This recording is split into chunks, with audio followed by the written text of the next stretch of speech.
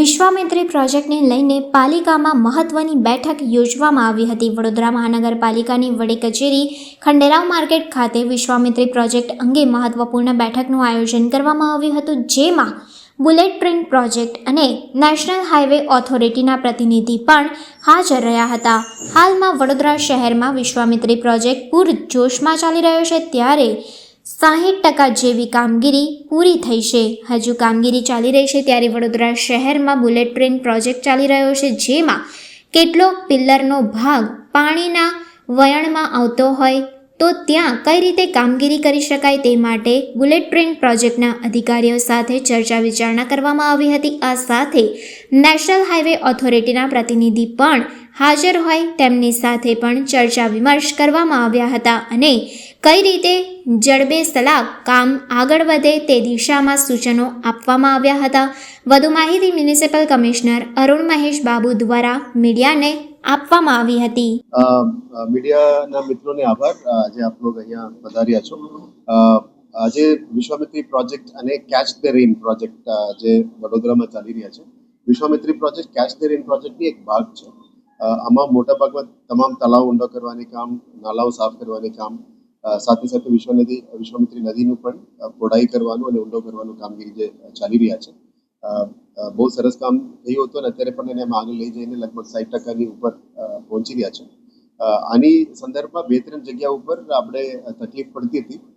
એક bullet train પ્રોજેક્ટના જે બહુ ઇમ્પોર્ટન્ટ પ્રોજેક્ટ છે આપણા રાજ્ય માટે પણ અને નેશનલ ઇમ્પોર્ટન્સનો પ્રોજેક્ટ છે. એટલે ત્યારના પિલર્સના કોર્સ ઓફ રિવરની મિયાન્ડર કોર્સમાં ક્યાં પિલરનું કઈ ઇશ્યુઝ છે અને પાણીનું રોકાવટ છે, એવા જગ્યામાં પાણી કાઢવા માટે શું પગલાઓ લેવું જોઈએ એના માટે અમે અહીંના જે એન્વાયરમેન્ટલ એક્સપર્ટ્સ છે એમના સાથે અને આપણા ટીમ અને બુલેટ ટ્રેનના ટીમ જે નેશનલ હાઈ સ્પીડ રેલવે પ્રોજેક્ટની ટીમ છે એમના સાથે પણ અમે પરામર્શ કરી કેવી રીતે નિકાલ કરી શકાય એના ઉપર પણ વાત કરી છે.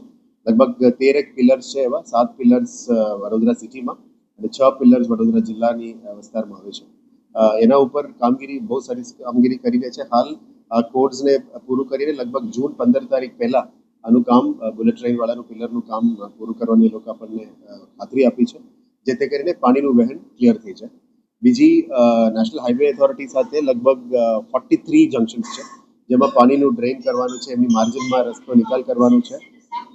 એમની રસ્તામાં જે માર્જિનમાં પાણી નિકાલનું રસ્તામાં બ્લોકેજ આવે છે, કારણ કે ઘણા બધા ગામડાઓની રસ્તાઓ પણ આમાંથી જોડી રહ્યા છે મેઇન હાઈવેથી.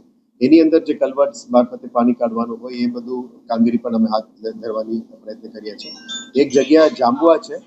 આ જાંબુઆની જગ્યામાં બહુ મોટી જગ્યામાં ક્લોગિંગ છે, જેમાં નદીની અંદર માટીનું કામ થઈ રહ્યા છે, જેથી કરીને એ પણ જે બ્રિજ બનાવવા માટે પિલર નાખવામાં આવી રહ્યા છે એમાં થોડું અટકાવવાનું ટાઈપનું કામ હતું.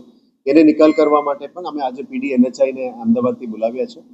એટલે પીડી NHI આવીને અમને ખાતરી આપી છે એમાં પણ કેવી રીતે કામગીરી કરશું અને નિકાલ કરશું, જેથી કરીને પાણીનું વહેણ કન્ટિન્યુ થઈ શકે એના બાબતમાં ચર્ચા થઈ હતી. આના સાથે એક્સપ્રેસ હાઈવે પ્રોજેક્ટમાં city irrigation Vadodara irrigation state irrigation છે, એમના સાથે પણ વાત કરી, જેથી કરીને જાંબુઆ અને બીજી એક્સપ્રેસવેની જગ્યામાં આનું કામ જે ડાઉનસ્ટ્રીમ છે, આખા વિશ્વામિત્રી નદીનું પાણી આવે તો પણ ત્યાં જગ્યામાં અટકી જાય એવા જગ્યામાં કાઢવા માટે પ્રયત્ન અમે કરવાનું ડિસ્કસ કર્યું. અને આજે છેલ્લે રિવ્યુ મિટિંગમાં લગભગ 1 કલાક દૂરમાં વડોદરા રૂરલની વિસ્તારમાં જેમાં પાણી ભરી જાય છે, નિકાલ કરવાની છે, એ પણ એક્સપ્રેસવે સાથે અને NHI સાથે ચર્ચા કરવામાં આવી છે, જેથી કરીને વિશ્વામિત્રી પ્રોજેક્ટનું કમ્પ્લીટ કરવામાં ઇઝી રહેશે. પણ આના સાથે સાથે કેચ ધ રેન પ્રોજેક્ટની અંદર સિટીની અંદર લગભગ 40+ લોકેશન્સમાં તળાવ ઊંડા કરવાનું કામ, ખાસ કરીને ગઈકાલે અમે આજવાની વિઝિટ પણ લીધી. આજવામાં પણ અમુક કામ બાકી છે, કારણ કે આજવાની કામ ખાલી 35% થયું છે. આપણે સ્વીકારવું પડે, એને ફાસ્ટ કરવાની જરૂરિયાત છે. એ પણ કામગીરી વહેલા કરવાનો પ્રયત્ન કરીશું. અને પ્રતાપપુરા અને બીજા સરોવરમાં કામગીરી સારું છે, પણ એટલે આજવાને થોડું મોટું કરવાનો પ્રયત્ન કરીશું. પણ ડેમનું સ્ટ્રક્ચરલ સ્ટેબિલિટી એફેક્ટ ના થાય એ રીતનું વચ્ચેનું ગ્રીડ મૂકીને જ કામ કરવાનો પ્રયત્ન કરીશું. અને સિટીમાં જેટલા ખાસ અને નાલાઓ છે એ પણ સાફ કરવાની જરૂરિયાત છે. ગઈકાલની ચોમાસા પછી આપણને થોડું ઇનપુટ્સ પણ મળ્યું છે કે જે જગ્યામાં વધારાનું કામ સ્પીડઅપ કરવાની જરૂરિયાત છે, એ પણ અમને એક આઈડિયા આવ્યું છે, જેથી કરીને સિટીના પ્રાયોરિટી છે જે પાણીનું વોટર સપ્લાય અને સિટીના ડ્રેનેજ સિસ્ટમ્સ, એના ઉપર મેક્સિમમ ફોકસ અત્યારે રહેશે વિશ્વામિત્રી પ્રોજેક્ટ સિવાય. અને ગઈકાલનું જે મોન્સૂનની આગાહી અથવા સાયક્લોન એક ડિપ્રેશન તરીકે આવ્યો હતો અને થોડું ડ્રિઝલિંગ થયું હતું, એમાં પણ વીએમસીની ટીમ બહુ સારી રીતે કામગીરી કરી છે. 100% પબ્લિકની એક્સપેક્ટેશન પ્રમાણે અમે પહોંચી ના શકીએ તો પણ 99% અમે કામ કરવાનો પ્રયત્ન કરતા જ આવીએ છીએ. આજે પણ જે રિવ્યુ મિટિંગ હતી એ કેન્સલ રાખ્યું હતું, જેથી કરીને બધા લોકો કામ કરી શકે. પણ હું ખાતરી આપીશ, આવનારા દિવસોમાં સાફ સફાઈ, ડ્રેનેજ, સેનિટેશનનું કામ ઉપર વધારે ભાર મૂકીશું અને જે જગ્યામાં સિટીનું બ્યુટિફિકેશન પર વધારવાની છે એમાં કામ વધારે કરીશું. પણ આશા એ જ છે કે આ વખતે વરસાદના સમયમાં પાણીનું ફ્લડિંગ ના થાય સિટીમાં, એના માટે પ્રાર્થના કરીએ છીએ અને આપ લોકોની મદદ પણ બહુ મોટું છે. આપ લોકો બહુ સહયોગ આપી રહ્યા છો, જે પણ સારું કામ થઈ રહ્યા છે એને પણ આપ લોકો કવર કરો છો. પણ એવું કંઈ ક્ષતિ અથવા ખામી હોય એ પણ આપણે ધ્યાને મૂકવાની આપણે વિનંતી કરીએ છીએ, જેથી કરીને આપણે વધારેનું સારું કામ કેવી રીતે કરીએ એના ઉપર આ પર્યાવરણ પ્રેમીઓ મારફતે જ કરવામાં આવ્યું. એટલે એમની કન્સર્ન્સને પણ એડ્રેસ કરવાની જરૂરિયાત છે. ખાલી વિકાસ કરવાનું વાત સાથે સાથે એન્વાયરમેન્ટલ કન્ઝર્વેશન અને પ્રિઝર્વેશન પણ ઇમ્પોર્ટન્ટ છે, કારણ કે ત્યાં ક્રોકોડાઇલ્સનું કન્ઝર્વેશન છે, એન્વાયરમેન્ટ પ્રિઝર્વ કરવાનું કામગીરી છે. જ્યારે આપણે ડ્રેજિંગ કરશું ત્યારે કોઈનું નુકસાન ના થાય.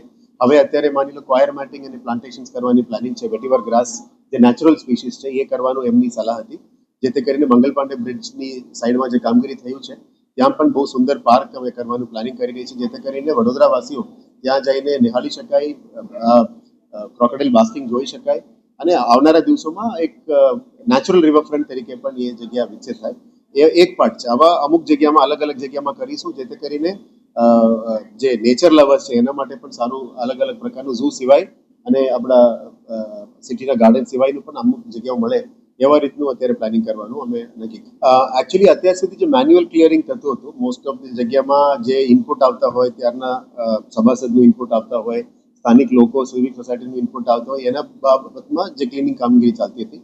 આવનારા દિવસોમાં અમે ગ્રાઉન્ડ પેનિટ્રેટિંગ રેડારનું ટેકનોલોજી લાવીશું, જેથી કરીને આ 10 ફૂટ સુધી આપણને ઉપરથી રડારથી જ કહેશે કે ક્યાં જગ્યામાં ક્લોગિંગ છે, ક્યાં જગ્યામાં પ્રોબ્લેમ છે. એ ટેકનિકલી સાયન્ટિફિકલી રીતે અમે આઈડેન્ટિફાઈ કરીને કરશું.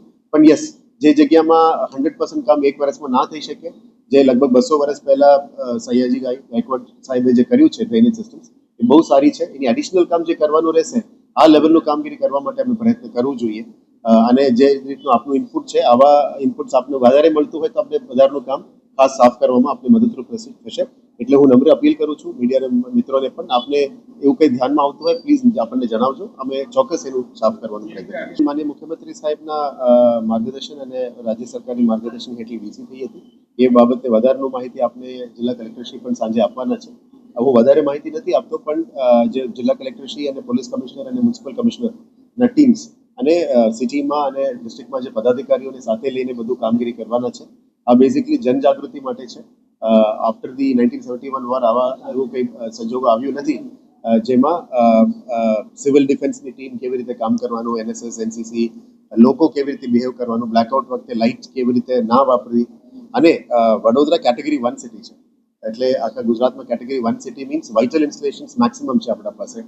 Power plants, power grid, gas plants, gas storage, health infrastructure, આ બધું છે. એટલે આવતીકાલે લગભગ 4 થી 8ની વચ્ચે મોકડ્રીલની પ્લાનિંગ છે. અલગ અલગ જગ્યામાં પ્લાનિંગ ચાલી રહી છે.